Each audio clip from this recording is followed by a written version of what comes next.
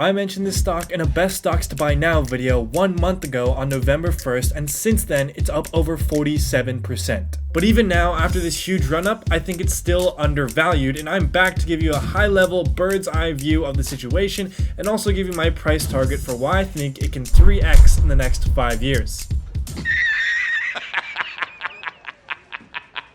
You serious? Let's do it.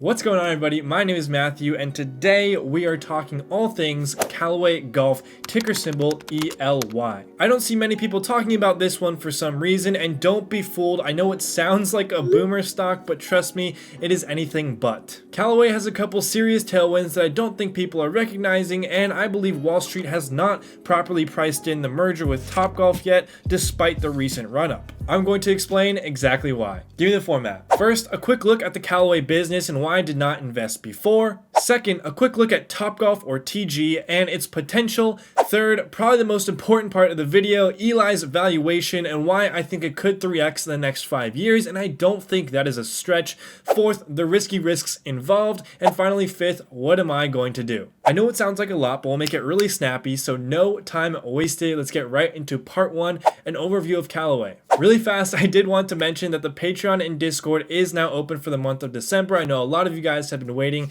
There you can get things like my buy sell alerts. It's in the first link description below. More on this later. I did not invest in Callaway before because their TAM, or total addressable market, relative to other stocks I invest in is really small, and I don't really see them being an exciting business. Just listen to this explanation of the company. Callaway is in the business of manufacturing and selling the highest quality golf clubs and golf balls. In 2017, the company began expanding into the lifestyle space, so they acquired brands like OGIO and TravisMathew, as well as Jack Wolfskin, and they also own Aussie putters.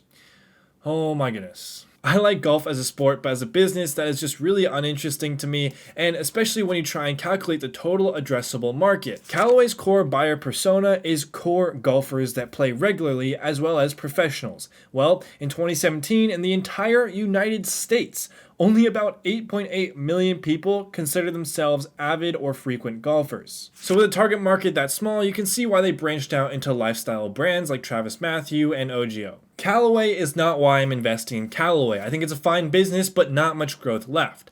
Topgolf is why I'm investing in Callaway. Oh, did I just spoil part 5? Let's get into part 2, a look at Topgolf and their business. The merger is expected to complete by the end of Q1 2021. I want to focus on the stock's valuation in this video, but really quickly a breakdown of Topgolf's business. Topgolf has their venues, of course, which is what they're known for, where you play a gamified version of golf. But they also have TopTracer, which is the technology that tracks the speed, curve, distance, etc. of the ball. This is what they use to track balls on professional tours. It's used at Topgolf venues to play the games, and it can be licensed to transform any normal driving range into a Topgolf-esque experience, or use it for coaches to help golf students. Side note, I think there's big potential for TopTracer, but it's not really producing any great revenues yet. Don't sleep on it though. TopTracer has formed an interconnected network of driving bays around the world to launch international virtual competitions. They also have Topgolf Swing Suites, which allows TG to create business in urban areas where there isn't room for a massive venue. Lastly, Topgolf Media launched Topgolf World Golf Tour, oh my geez, that's a mouthful, monetized video game with 30 million members. The point is, there's a lot more than just the venues, but as of now, the venues are producing most of their revenue. The CEO of Topgolf, Dolph Burley, worked as president and CEO of Dave & Buster's, and there are actually a lot of similarities between D&B and Topgolf. The whole idea for both is to get you to spend as much money and time at their venues as possible. After watching several interviews, I decided I really like him, but unfortunately he will be leaving the company after the merger transition period is over. But don't worry, this isn't a red flag. It's very common for CEOs to leave after their companies have been acquired because the economic incentive for them to stay is just not as high as it was before. Ultimately, he left a great foundation for Callaway to continue to grow. Lastly, Topgolf wants 200 venues in the US and 250 globally. They currently already have 58 operating venues, and they recently broke ground in Germany. They plan to open one in Dubai by this December or January and Monterrey, Mexico by September. Now let's talk about part 3, Callaway's post-merger valuation, the most important and crucial part of this video. So Topgolf was actually meant to IPO at a price of $4 billion before the Rona, and Callaway is getting it for $2 billion. That already sounds like a great start. But one of the main reasons Eli dropped over 20% after the merger announcement may have been because of the amount of debt they'd be taking on. $555 million of Topgolf's debt. But 1. As of Q3 of 2022, Eli had more than $630 million of cash in available facilities. 2. Their investments within Callaway are nearing completion, meaning a lot of their cash intended for investments can then go straight to Topgolf venues. And 3, by 2024, Topgolf should be self-funding and cash flow positive, which would be absolutely huge for the business. Additionally, relatively speaking, Topgolf venues are actually doing pretty well right now. They were able to reopen all of their venues by early September, with some closures here and there, but probably not too many because it's a very local decision. In general, their locations have been running between 80 to 85% of prior year same venue sales, and some are even outperforming the numbers they did in 2019. This is all according to a recent S4 SEC filing. Additionally, even with the new Rona safety restrictions, 81% of people who went to Topgolf while these precautions were put in place said they would likely return to play again, which is actually higher than the return rate in 2019. Imagine that. To me, this is a really strong sign that people need something to do to get out of the house, and Topgolf venues are spacious enough for people to feel safe and want to go back. In my eyes, one of the biggest boosts that Topgolf gives Callaway is that it is expanding their TAM from that small 8.8 million people to now casual golfers and even non-golfers. In fact, 51% of Topgolf guests consider themselves non-golfers. 75% of these non-golfers say they have a high or very high interest in playing traditional golf, and half of these non-golfers definitively said they plan to play on a golf course in 2021. That's very specific. Now there is synergy between the two companies, so I decided to put myself in their shoes and do a little thought exercise. So if I'm a non-golfer, and a lot of non-golfers who went to Topgolf want to get on the course in 2021, I'll need my first set of clubs. I don't want to spend too much, so I look up the best clubs for my money in 2020, and guess who it brings me to?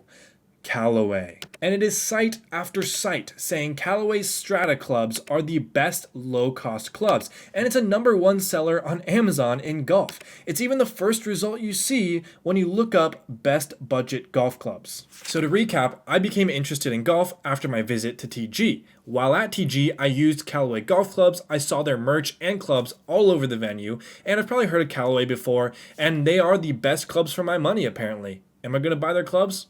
Probably. Is it just me, or can you feel the TAM growing? So all of that kind of hypothetical analysis aside, why can it 3x based on fundamentals? We're about to get into some serious numbers, so do your best to lock in. Right now, Eli has a market cap of $2.15 billion. They have a trailing 12 months revenue or sales of $1.52 billion.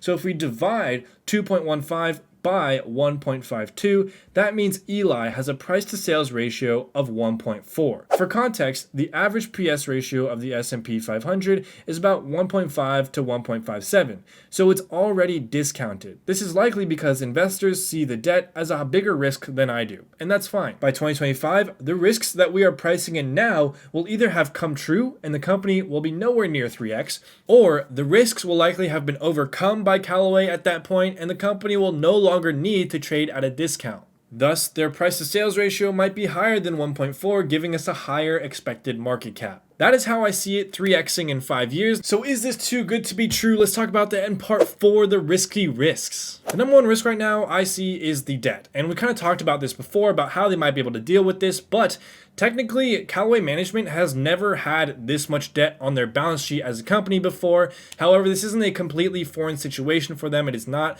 because they've had a 14% stake in Topgolf since 2006, and their CEO has been on the board of Topgolf since 2012. So he has seen the company develop firsthand for the past 8 years, meaning he has a very good idea of how he will likely run Topgolf after it's merged with Callaway. But again, ultimately, it is a risk, and it is combined with risk number 2, not enough people going to Topgolf in the future. There is a chance that Topgolf is just a fad. It has been around since 2005, I believe, so it's been here for 15 years, and now it's really just starting to get traction. That makes you think, what if this isn't going to be a mass adoption kind of scenario? If Topgolf can't keep growing, revenue can't keep growing, which means 1, our projections and our predictions will be completely wrong, and 2, the debt will yet again become a problem because they won't have the money to pay everything off. And with such a capital-intensive business model for Topgolf, they need people coming in that door every single day.